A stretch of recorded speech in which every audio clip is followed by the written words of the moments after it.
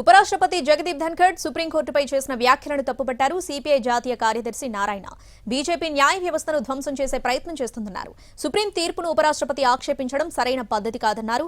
రాజ్యాంగంతో సంబంధం లేదన్న మావోయిస్టులను కాల్చి చంపుతున్నారని, మరి కీలక పదవుల్లో ఉన్నవారు రాజ్యాంగానికి వ్యతిరేకంగా వ్యవహరించవచ్చా అని ప్రశ్నించారు.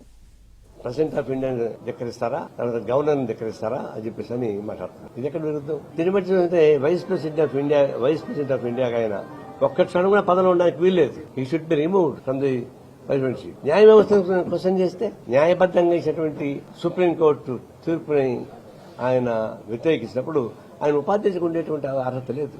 అంటే వాడు ఎక్స్పెక్ట్ మహాత్మ కుదరదు.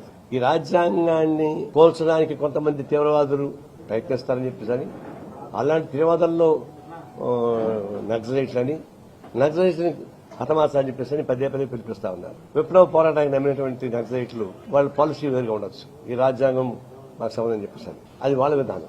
కానీ మీరు రాజ్యాంగాన్ని ఆమోదిస్తామని చెప్పి రాజ్యాంగ పరిధులు తీసుకుని రాజ్యాంగానికి వ్యతిరేకంగా మాట్లాడుతున్నారు కదా ప్రధానమంత్రి కానీ వైస్ ప్రెసిడెంట్ ఆఫ్ ఇండియా కానీ. ఎవరు ద్రోహులు? ఇప్పుడు ప్రజల చేత తొలగింపబడిన మీరు ద్రోహులుగా మిగిలిపోతున్నారు.